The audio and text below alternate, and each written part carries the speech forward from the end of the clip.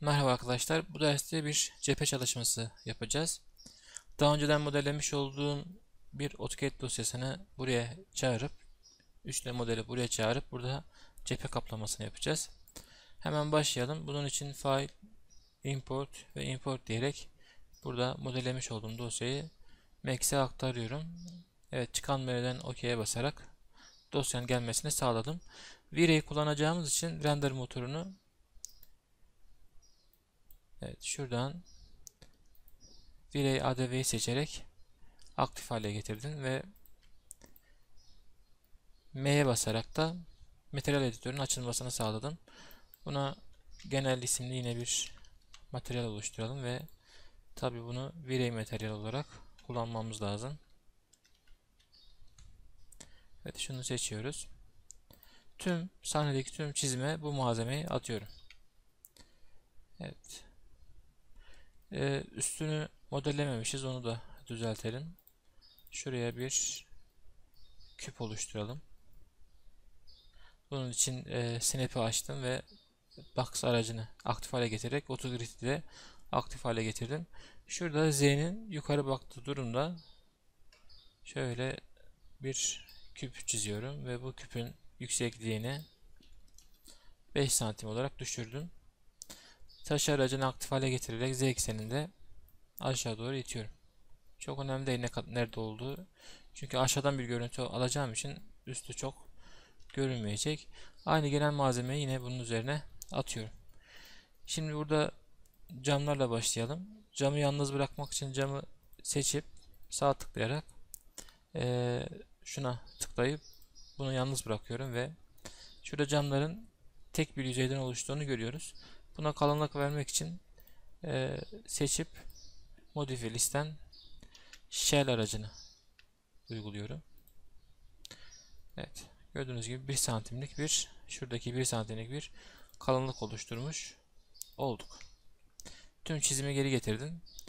Yine materyal editöre bastım. Şunun bir kopyasını sağa sürükleyerek kopyalıyorum. Buna cam yazalım.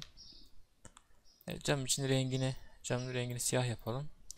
Şu reflect yansıma ile ilgili bir ayardı. Bunu da böyle aşağı indirerek cama yansıma vermiş olduk.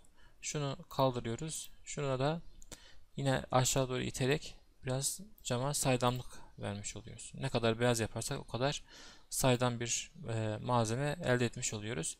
Bunu sürükleyip bırakıp camın üzerine bırakıp kaplamamızı atmış oluyoruz. Evet, doğrama için aynı işlemleri yapalım. Evet, bir daha veriye dönüştürmektense şunu kopyalasak daha iyi olacak. Rengini beyaz yapalım. Evet.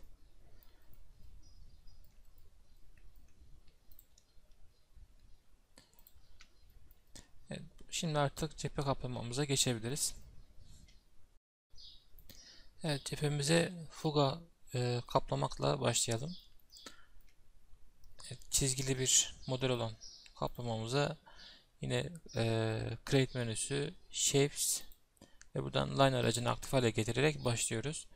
Yine Snap aracını aktif hale getirdim. AutoGrid açık. Evet, üstten de bakabiliriz. T'ye basarak üstten görünüşe geçtim. Evet, G'ye basarak şuradaki ızgarayı kapattım. Tabi üstten baktığımız için şunu Snap 2.5 olarak değiştiriyorum. Ve şu köşeden başlıyorum. Şurada bir çizgi var. Bu terasın çizgisi. O yüzden onu görmezden gelip şuradan başlıyorum.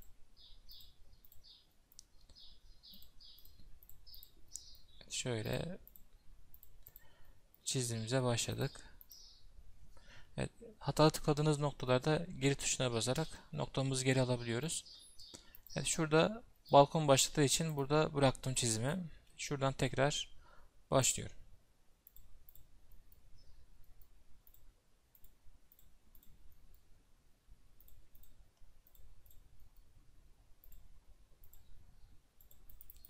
Evet.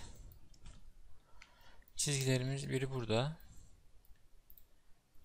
Diğeri de hemen bakalım. Şunu gizleyelim. Evet, diğeri de şuradaymış. Biri burada, biri burada oluştu. Yükseklik farkı olabilir. Önemli değil. Öncelikle şöyle yapalım. Şunun yüksekliği şurada z koordinatında yazıyor. Bunu kopyalayıp şuna yapıştıralım. Ctrl V ile yapıştırdım. İkisi aynı yüksekliğe gelmiş oldu.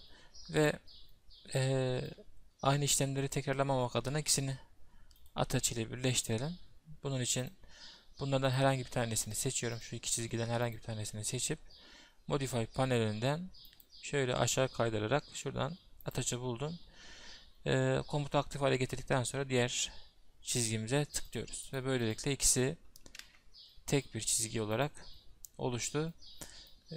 Çizimimizi geri getirelim. Tüm çizimi geri getirdim. Şunu aşağı doğru kaydırıyorum. Yine Snap 3'ü getirdim. Perspektif ekranda çalışırken Snap 3, tam karşıdan ve üstten çalışırken ise Snap 2.5'un açık olmasına dikkat edin. Şunu en alt noktaya getirdim. Şimdi çizgimize bir kalınlık vermek gerekiyor. Bunun için yine Modify panelinde şurada Spline moduna geçip şu her iki çizgimizi yine birden seçip menüyü aşağı kaydırarak Outline'ı buluyoruz. Ben biraz yaklaşacağım. Şuraya 3 değerini verelim. Evet, gördüğünüz gibi dışa doğru 3 santimlik bir kalınlık oluşturdu. Eğer içe doğru oluşturmuş olsaydı geri alıp -3 yazarak ters yönde bir kalınlık oluşturmuş olacaktık. Evet. Şimdi tekrar şuna basarak Spline modundan çıktım. Modify listen Extrude uygulayacağım. Evet.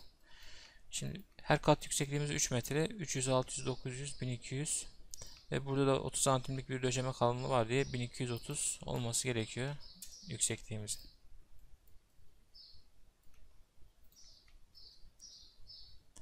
Evet, kaplamamızı oluşturduk.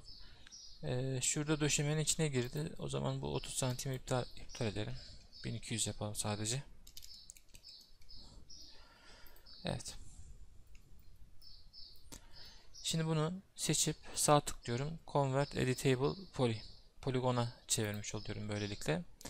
Poligona çevirdikten sonra kenar moduna geçip Edge moduna geçip şuradaki tüm dikeydeki tüm kenarları seçiyorum. Bunun için şuradaki ikon şu haldeyken, yani böyle değil de bu haldeyken şöyle bir seçim işlemi yapsam şu çerçevenin değdiği tüm kenarlar seçilecektir.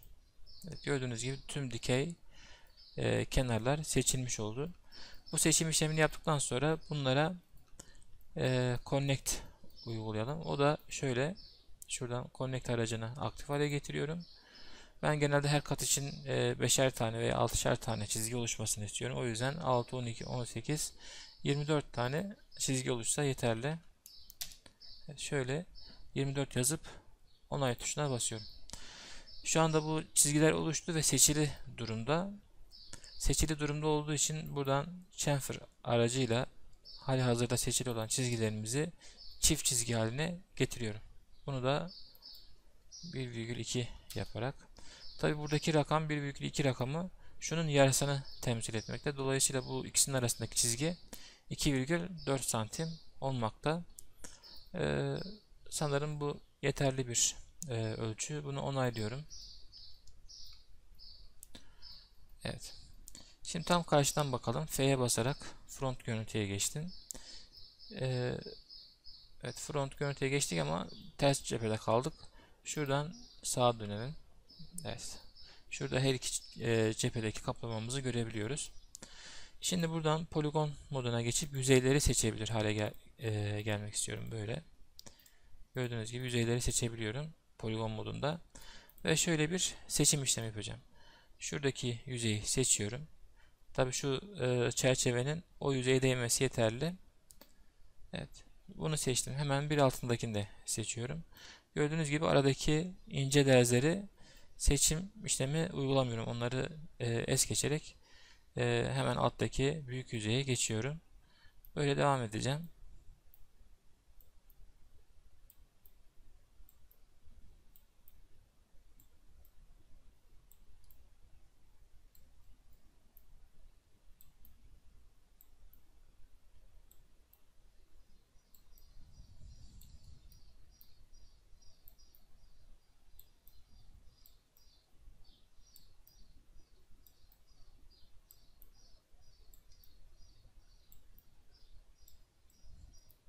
Evet, seçim işlemini gerçekleştirdim. Perspektife geçerek F'ye basarak perspektife geçtim ve şuradaki köşe noktasına yaklaşıyorum. Yapacağım işlemi daha net görebilmek için. Şurada Modify panelinde Extrude'umuz var. Extrude'un hemen sağındaki küçük kutucuğa tıklayarak Extrude uyguluyorum bu yüzeylere. Tabi şurada şekilsiz yüzeyler oluştu. Şuradaki tuşa basarak Extrude tarzını değiştirebiliriz. Bizim için hangisi doğruysa her bir defasında tıklayınca yöntemi değişiyor. Bizim için doğru olan yöntem bu. Bunu belirledikten sonra şuradaki 10 santim miktarını 3'e düşürüyorum. Hatta 2'ye düşürelim. Gördüğünüz gibi şöyle bir çıkıntı oluşturmuş olduk her bir yüzeyde. Evet, onaylıyorum. Evet, şu fugalarla ilgili işimiz bitti. Şunu kapatıyorum. Tabi bunları artık ne yapmamız gerekiyor? Pencere ve kapı boşluklarını açmamız gerekiyor. Öncelikle şu kaplamamızı Hide Selection diyerek seçtikten sonra gizliyorum. Evet, yine kapı ve pencerelerimiz, daha doğrusu kapı yok. Tümü pencerelerimiz kaldı. Bunlar için her birine birer küp oluşturacağım. Evet, Z'ye dikkat edin. Z duvara dik. Şu anda duvara dik bir durumda. Hatta isterseniz şu kaplamanın rengini biraz koyulaştıralım ki cephemiz daha iyi algılansın. Evet, küp diyelim. Z'ye dikkat edin. Z duvara dik durumda. Şöyle soldan sağa doğru bir köşeden köşeye alan belirledim. Daha sonradan yüksekliği için de şuralara bir yere tıklıyorum. Yüksekliğinin çok önemli değil. Bunu Modify'dan biraz düşürebiliriz. Mesela 500 yapalım. Hatta 200 yapalım. Evet. Daha sonradan diğer pencerelerimizi de yapalım.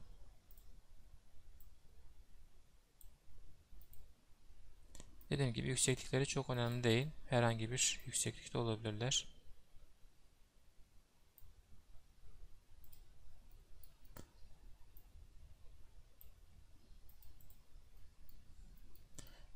Evet. Şurası için de aynı şey yapacağım. Tabi bunu hatırlatmak istiyorum. Şöyle küp aracını aktif hale getirdim. Z duvara dik şekildeyken mouse'da şöyle pencerenin köşe noktasını yakaladığımız durumda mouse'un sol tuşuna basılı tutuyorum. Sağ alt köşeye gelince burayı yakalayınca bırakıyorum. Bıraktıktan sonra tekrar mouse'u hareket ettirerek sağa doğru bir yükseklik değeri girilmesini sağlıyorum. Herhangi bir yükseklikteyken sol tıklayınca küpümüz oluşmuş oldu.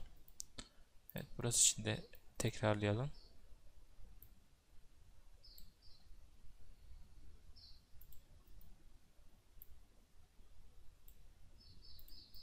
Evet.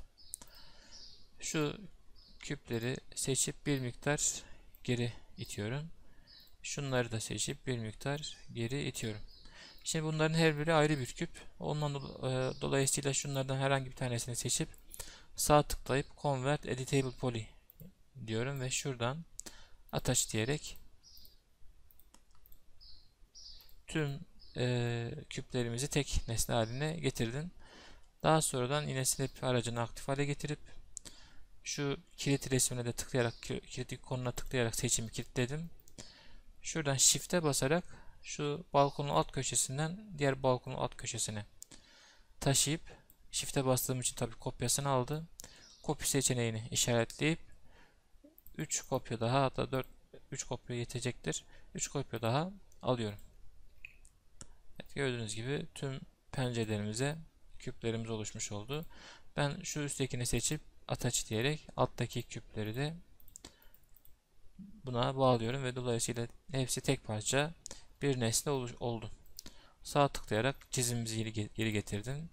Şuradaki fuga kaplamamızı seçip Create menüsünden Geometri bölümüne geçtim ve şurada standart yazan kısma Compute obje olarak değiştiriyorum. Şurada Pro bölüm var. Buna basıp, tabi dikkat edin, şu seçili durumdayken bunu yaptım. Buna basıp şuradan Start Picking diyerek az önce çizmiş olduğum küplerden herhangi bir tanesini, zaten tek parça olduğu için herhangi bir kısmına tıklayarak fuga kaplamamızdan pencere boşluklarını çıkarmış olduk.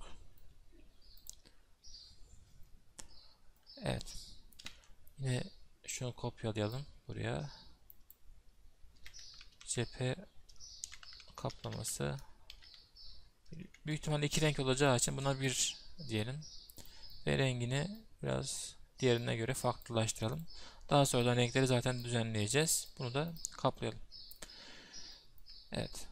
Şimdi ben şu cephede fark ederseniz şurada çıkıntılarımız var. Ben bunların ayrı renk, zeminlerin ayrı renk olmasını istiyorum. Bunu yapabilmek için bunu öncelikle sağ tıklayarak Convert Editable Poly'ye yine dönüştürdüm. Poligon moduna geçiyorum. Üstten bakarak şunu iptal ediyorum. Sadece şu çerçevenin içinde kalan yüzeyleri seçmek için bunun böyle görülmesi gerekiyor. Eğer böyle olursa çerçevenin içinde kalacak yüzeyler ve aynı zamanda çerçevenin değdiği tüm yüzeyler seçilecektir. Dolayısıyla şuralar da seçiliyor.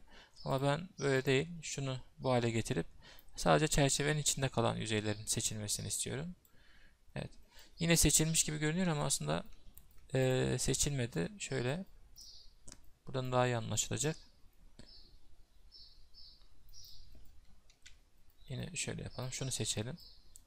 Evet, hepsi kırmızı olmuş gibi görünüyor ama şunlar seçilmedi de gördüğünüz gibi. Bunların seçilmesinin sebebi de şurada köşede bir iki yüzeyi birbirinden ayıran bir çizginin olmaması. Eğer burada bir çizgimiz olmuş olsaydı şurası seçilir, şurası seçim dışı kalacaktı. Peki bu çizgileri nasıl oluşturabiliriz? Şu noktalarda bu şuradaki yüzeyleri birbirinden ayırabilmemiz için ne yapabiliriz? Ona bakalım. Evet, F4'e basarak kenarları görebiliriz. Gördüğünüz gibi şuralarda kenarlarımız var. Dolayısıyla bu yüzeyler ayrı ayrı yüzeyler. Ama şuradaki yüzeyimiz tek bir parça. Biz buraya şöyle bir çizgi oluşturacağız. Bir segment oluşturacağız. Şöyle yapıyoruz. Şu iki noktayı seçip tabi Vertex modundayız. Modify panelinde Vertex modundayız. Noktaları seçebilmek için. Şu iki noktayı seçip şuradan connect dersek gördüğünüz gibi bu iki yüzey ayrılmış oluyor. Dolayısıyla yüzey moduna geçip buraya ayrı seçebiliriz. Tabi bunları teker teker uğraşmak zor. Geri alıyorum. Evet, şuradaki çizgiyi geri aldım. Bunun için şöyle yapacağım. Üstten görüntüye geçtim. Üstten bakarak şu kısmı seçersem eğer tüm cephe boyunca gördüğünüz gibi tüm noktalar seçilmiş oluyor. Evet, şöyle. Ve dolayısıyla connect diyerek tümünü birden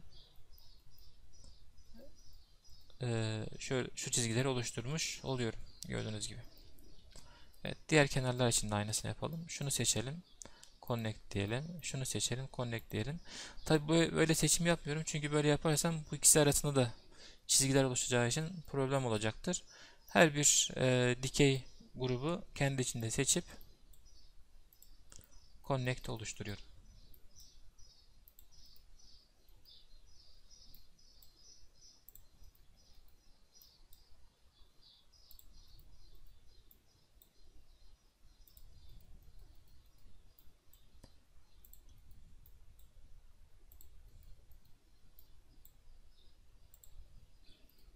Evet.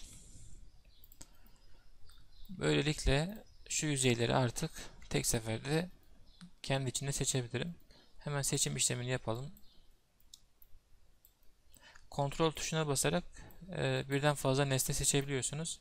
Ben kontrol tuşuna basarak bu seçimleri arttırabiliyorum şu anda. Gördüğünüz gibi şu nişlerimiz hepsi seçilmiş oldu. Ben bunun bir kopyasını alıp bunun ismini de 02 olarak değiştireceğim ve yine şu tuşa basarak şu seçmiş olduğum yüzeylere bu malzemeyi atmış oluyorum. Tabii bunu biraz koyulaştıralım ki farklı bir malzeme olduğu anlaşılsın. Evet. Şimdi bu derste cephe çalışması ile ilgili çok bir şey yapmayacağız. Bu dersin amacı şu boşluklara CNC desen nasıl işlenir? Bu kompozite CNC makinesiyle desenler oluşturulup şuralara kaplama yapılabiliyor. Biz bu kaplamayı pratik ve hızlı bir şekilde ve dosyamızı bilgisayarımıza çok kasmadan nasıl oluşturabiliriz onu anlatmaya çalışacağım. Bu dersin esas amacı oydu. Bunun dışında kat silmeleri ve dikey balkonlara dikey kaplama gibi, korkuluk gibi diğer kısımlarını önceki videolarımızda zaten yapmıştık. Bu derste bu CNC kaplamaları görelim. Evet, hemen başlayalım. Şimdi CNC için ben öncelikle şöyle bir standart malzeme kısmından bir tane plane oluşturuyorum. Şu köşeyi. Şuradan aşağı doğru düz bir yüzey oluşturuyorum. Şimdi CNC desenleri biliyorsunuz işlemeli desenler. Biz onu modellemeye kalkarsak hem çok zaman alacak hem de bunda çok bir yoğun çizim yok ama yoğun çizimlerde bilgisayarımızı kasacaktır, ağırlaştıracaktır. Ben şöyle bir yöntem uyguluyorum. Öncelikle şöyle bir yüzey çizip tabi bunun segment sayılarını düşüreceğim. Gördüğünüz gibi F4'e bastım. Şuradaki segmentler görünüyor. Her biri 4'e 4 bölünmüş. Şunları düşürelim. Tek bir yüzeyden oluşsun.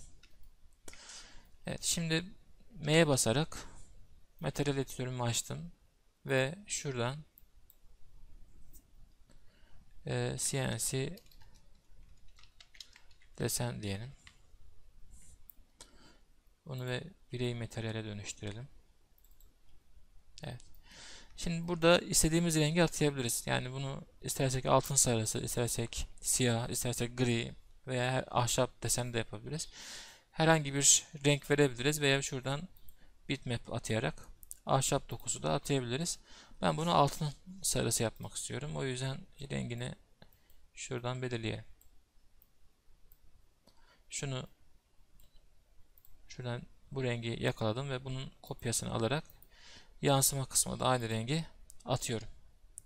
Ve şuradaki onayı kaldırıyorum. Evet. Bu renk kısmıydı. Bunu hemen buraya atayalım. Peki buradaki desen kısmını nasıl oluşturacağız? Onu da şöyle oluşturuyoruz. Şuradan Maps kısmına gelip Opacity kanalı, yani şu Maps'i genişlettim ve şurada Opacity bölümünü, kanalını bulup No Map yazan kısma bir resim atayacağım. Bu resmin özelliği şu. Resmi bulduk. Bu resmin özelliği de şu. Siyah beyaz bir fotoğraf. Hemen bunu ön izlemeden bakalım. Gördüğünüz gibi siyah beyaz bir fotoğraftan oluşuyor.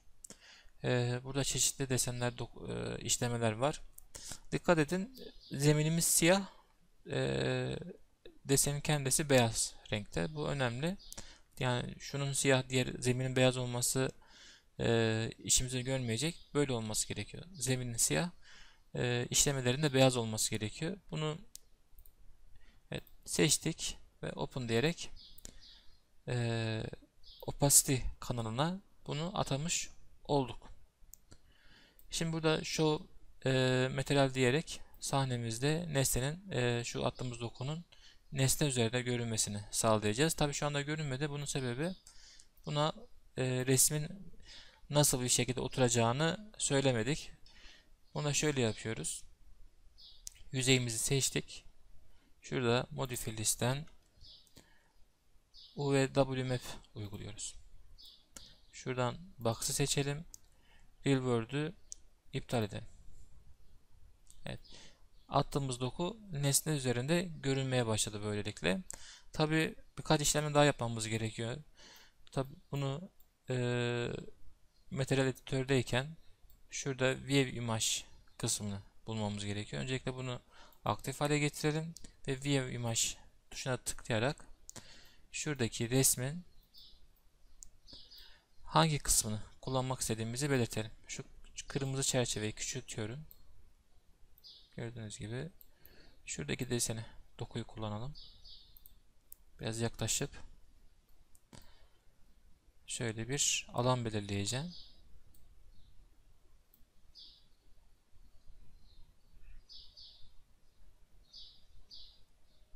Evet. Şimdi bunu kapatabilirim. Şunu da biraz aşağı doğru iteyim. Kapatabilirim. Şuradaki tüm resim bu yüzeye atanmış duruma geldi. Tabi bunu play'nin üzerine UVMap yaparak sağladık. Yani bunu iptal edersen resim görünmeyecektir. UVMap yaptık. Bunu box seçip Real World'ü de kaldırdık.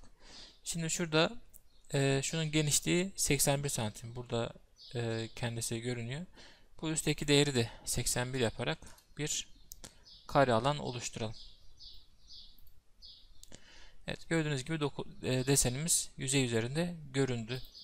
Şimdi burada siyah beyaz görünüyor ama şöyle render'da atadığımız rengi hatırlıyoruz. Altın sarısıydı. Şu beyaz olan yerler altın sarısı görünecek. Şu siyah olan yerler ise saydam olacak. Dolayısıyla sanki bir CNC işleme yapmış gibi görünecektir. Bunu görebilmek için hemen bir deneme render alalım. Şunu kapatalım. V-Ray Plane oluşturalım bir tane. Bunu biraz aşağı doğru iteyim.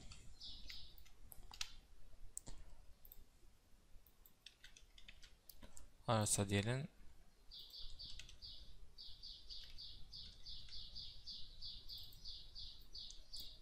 Evet. Bunu yaptık. Bir de ışığa ihtiyacımız var. Işıklar kısmı, Create ışıklar, V-Ray ve V-Ray Light bir tane oluşturalım.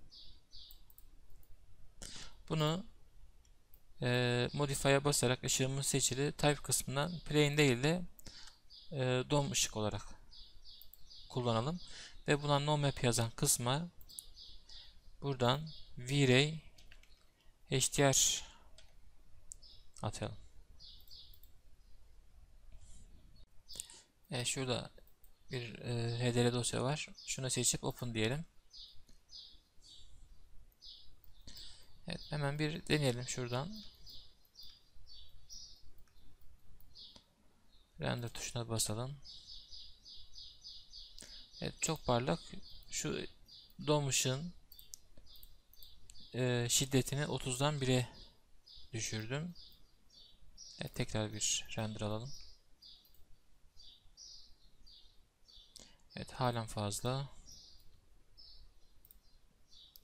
Birden 0,1'e düşürdüm. Deneyelim. Fazla az oldu. 2 yapalım. Evet. Biraz yaklaşalım şuraya.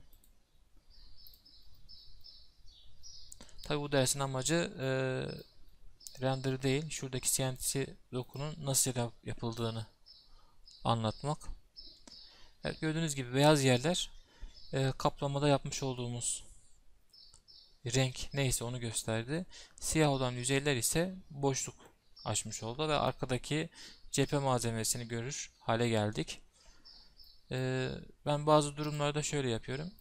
Şu cephenin arkadan görünmesini istemiyorsam eğer, şunu biraz daha geri itelim. Aynı şu yüzeyden aynısını bir tane arkaya doğru kopyasını alıyorum. Shift'e basarak kopyasını alıyorum. Şu alttan görebiliriz.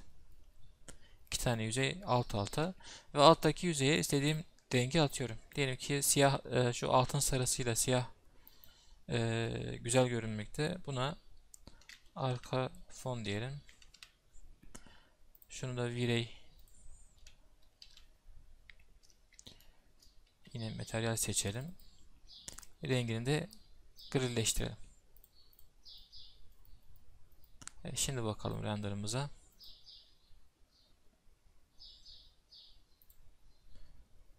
Evet, sanırım kaplamayı atmadık. Evet, şunu arkadaki yüzeye attım. Render tuşuna basalım.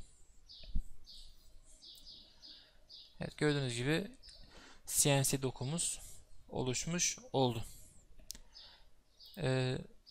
Burada hemen şuradaki Real Time Render tuşuna basarak sürekli render alınmasını sağlıyorum.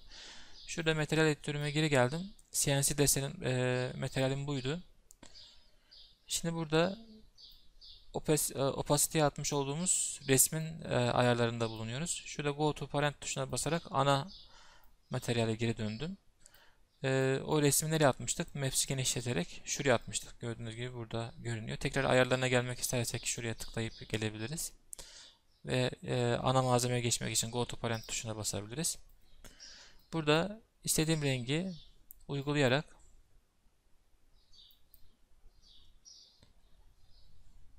gördüğünüz gibi değiştirebilirim. Şu sarıyı da değiştirelim. Atıyorum şu olsun. Buraya ne renk atarsam CNC'de o görünecektir. Hatta şöyle bir şey de yapabiliriz. Mesela bunu beyaz yansıma değerlerini beyaz ve açık tonlara getirdim. Buraya da bir tane resim atayabilirim. Herhangi bir resim. Örneğin şurada ahşap dokumuz var. Bunu atayalım.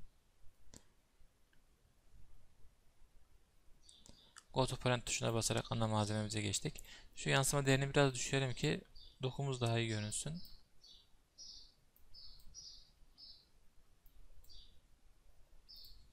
Evet. Gördüğünüz gibi CNC'nin üzerinde ahşap dokular oluştu. Yani şuraya isterseniz renk verin, isterseniz doku atayın. Önemli değil. Şurada Maps kısmında, opasite kısmına atmış olduğunuz desen neyse o desen şeklinde e, görüntümüz oluşacaktır. Evet. Umarım faydalı olmuştur. Bir sonraki derste görüşmek üzere.